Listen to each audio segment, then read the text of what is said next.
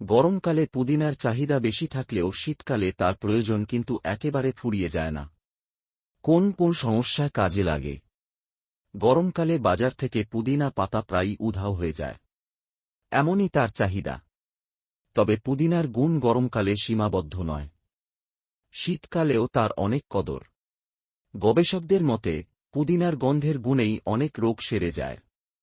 পুদিনা পাতার গন্ধ নাক থেকে মস্তিষ্ক পর্যন্ত পৌঁছলেই রক্ত চলাচল বাড়ে। আর সেই গুণেই মস্তিষ্কের কার্যক্ষমতা বাড়ে। এছাড়াও খাওয়া দাওয়ায় অনিয়ম, কম জল খাওয়া, ত্বকের সমস্যা সবকিছু থেকে মুক্তি দিতে পারে একমাত্র পুদিনা। শীতকাল মানেই তো উৎসবের মরশুম।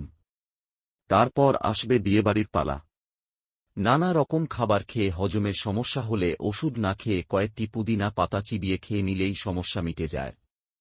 ঠান্ডা পড়তে না পড়তেই সর্দি কাশির সমস্যায় জেরবার। সারাদিন যাও বা এক রকম থাকেন, ঘুমোতে যাওয়ার সময় বিপদ বাড়ে। একদিকে কাশি, অন্যদিকে বন্ধ নাক। এই সময়ে পুদিনা পাতার তেল কিন্তু বিশেষ উপকারে আসতে পারে। ঠান্ডা লেগে গলায় ঘা হয়েছে, খেতে গেলেই গলায় কাঁটার মতো কিছু বিঁধছে, চিকিৎসকের পরামর্শ অনুযায়ী ওষুধ তো খাচ্ছেন, কিন্তু গরম জলে কয়েক ফোঁটা পুদিনা পাতার তেল দিয়ে ভাপ নিন। ওষুধের সঙ্গে এই টোটকা করে দেখুন, তাড়াতাড়ি আরাম পাবেন। নানা রকম খাওয়া দাওয়া হলে মুখে দুর্গন্ধ হওয়াও স্বাভাবিক। এছাড়া দাঁত বা মাড়ির সমস্যা থাকলেও মুখে দুর্গন্ধ হতে পারে।